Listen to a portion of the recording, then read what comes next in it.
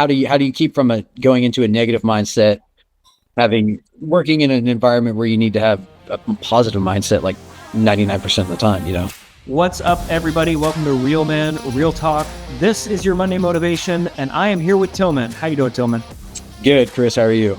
I am also very good. I did go to the gym today. Good, man. We talked about in one of our previous episodes. So, okay, good for you, bro. Good for you. I actually skipped the coffee, which is like a hard, I'm the coffee guy. I want to have that cup of coffee before I do anything. But I was like, you know what? I'm going to try something new and risk feeling the jitters, risk having a headache or whatever. And I was like, yeah, it worked out. Worked out pretty good. Yeah, I did the opposite. I didn't have my coffee and I have a headache because of that. So, right. Yeah. So last episode, we talked a little bit about kind of like how you came to Real Man. I know that wasn't necessarily as motivating. Sorry for you gentlemen who are looking forward to Monday Motivation, but I found it pretty encouraging because I got to hear a bit more of your story and of how you sort of overcame some of this adversity where you're thinking, oh, that's weird. And you just like, hey, I'm going to give it a shot. And then eventually your wife came in with you on it. Yeah. And you're making it work and it's trying something new and it's difficult. So that I found inspiring. Oh yeah. Thank you. Yeah. So one of the things, kind of like the questions that you recommended of us going into next that might actually help everybody out is, how do you keep a positive mindset when the place where you work, you need a positive mindset all the time, or basically most of the time? Because you're doing the lives and you said it well, which is that people can tell when you're not 100%. And yeah. And me, I can tell too, when I'm watching a podcast or something, and I've seen a number of these episodes, I can tell when the guy's like, oh, he's sick, or oh, he's tired, or sure. And he needs some help. So how do you keep a positive mindset? Like a few weeks ago, I don't think we were recording when we talked about it, but just putting your feet on the floor and saying thank you every morning, just giving a quick thanks to the one and only true God above, saying thanks for my day. And I feel like that's where a lot of positivity starts. But there was a time where it kind of came down to where the environment I was in and my mindset. Like I said in some of the previous episodes, I worked at a Dollar General, and it was a good environment because I was the manager, so I made it a good environment. I had to be the one that led the team, so I did my best with that. But even then, it was still tough on the mental aspect because it was one of those jobs where it just never stops, and I'm always willing to work hard, but on the mental thing, it was like, just you're going and you're going and you're going and you're going. And sometimes you got to put the brakes on and relax, go on a golf trip, do something. But I came from, as my mindset started getting really bad, I started feeling really down about a lot of things just in general. And so I started just implementing small things back into my life that I used to do.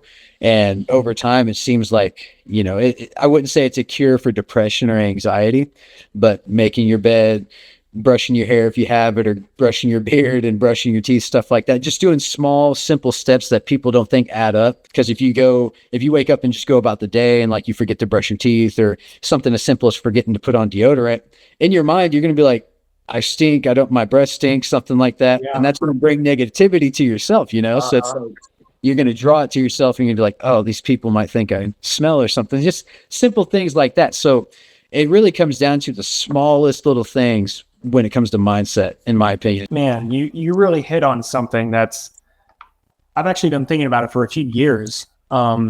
So I used to be relatively depressed, with my job, my previous job. And I used to think that it was the job that was the problem. And then funny thing, I lost that job and I had to figure out a way to make it work. My pay was cut in half. And I realized over the next couple of years that, maybe 20% of it was the job environment. That does have an effect. But a lot of it was my mindset. And just a simple thing like brushing your teeth. It's hard to describe. And I'm not going to say that changing this one weird trick or changing this one tiny thing will make your life better. But what I have found is there's like little teeny tiny accessible things that you can do. It makes them impactful. Doing those small things makes it impactful because it's like this internal act of rebellion, this internal act against just yielding to things as they are. Right. And it's, like I totally get it. Something as simple as brushing your teeth. And I used to be really bad about like skipping days brushing my teeth. My breath did not stink horribly. I knew how to, make myself smelling good. Right. But my wife like helped me get into that habit. And what I've sort of realized is things like brushing your teeth, making your bed, cleaning your room, taking a shower, putting on deodorant, any of these things, whatever your thing is that you don't do, that you should do, is an act of love to yourself. Yes. To say like, hey, I love my body. I love me. I'm going to take care of me. Yes. And something simple as like doing that is really, it just really shows what having the right mindset does. I look at it like this, because when I was in like a depressive state, I found it easy to just like forget about my self-love too. Like that, like we talked about, like you said, showing that self-love to yourself because you're just feeling, it's hard to describe, but I mean, like if you've been there, you've been there. And so when you start doing those little things, you start to realize, oh, wow, this really does matter. This is the important thing. These are important after all. Like I need to do these things because they make me feel good. They make me feel better. So, but yeah, just to add on to what you were saying. Dude, the quote that I wanted to pull up is like right here on my phone in my Kindle. This is like literally the last time I opened Kindle was for this quote. Heck yeah. So there's an old Scottish pastor called George MacDonald. And he lived around back in the 1800s. And he's got a set of books called Unspoken Sermons, Series 1, 2, and 3. Now, guys, I totally understand if you don't agree with the whole Christian mindset and whatever. Totally understand that. But there's some wisdom here that I like pin my life on. When most inclined to sleep, let us rouse ourselves to live. Of all things, let us avoid the false refuge of a weary collapse, a hopeless yielding to things as they are. It is the life in us that is discontented, but we need more life. The man has the victory who in the midst of pain and weakness cries out not for death, not for repose of forgetfulness, but for strength to fight, for more power, more consciousness of being, more of God in him, who, when sorest wounded, says with Sir Andrew Barton in the old ballad, "Fight on, my men," says Sir Andrew Barton. "I am hurt, but I am not slain. I lay me down and bleed a while, then I'll rise and fight again." Why?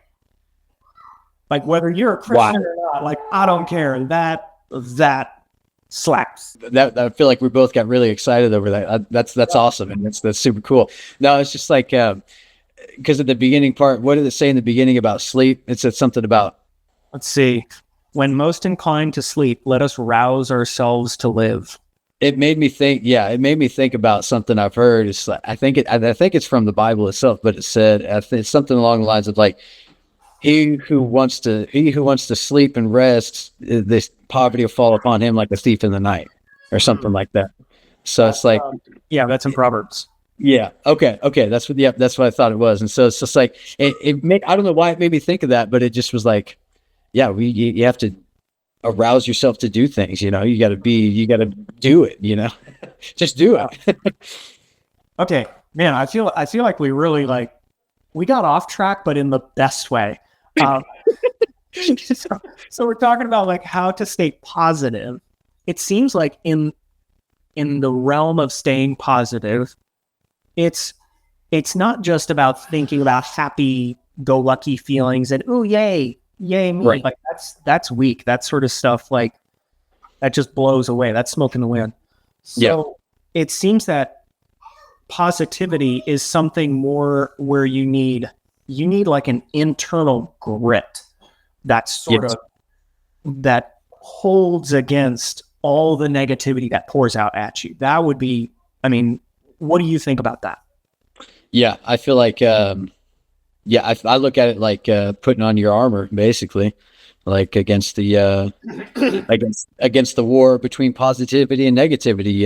It's having that internal grit to be able to push through and do it, even though Like sometimes the mindset's gonna be like, man, this sucks. This sucks. You know, like if it's a long day and you wake up with the migraine, but you still push yourself to go through it and stuff. Like, yeah, you're gonna have some negative thinking there, but hey, when you're done, you're gonna be like, hey, I did it. You know, and so I feel like you said, that internal grit of just pushing through and being able to be like, you know, even though this could be like I could look at this situation, be super negative about it.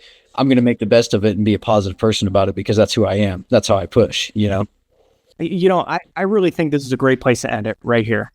Like, that's like some good stuff right there. So we're going to call it there for today and just say, man, when most inclined to sleep, rouse yourself to live, because those times when you want to sleep are probably the time you're actually needed most. That seems to be the way life plays out, at least. Yes. So, gentlemen, go out there, rouse yourselves to live. Yeah, you got to lay down and bleed a little while, but rise and fight again. Love you guys. We'll see you next time. See you later.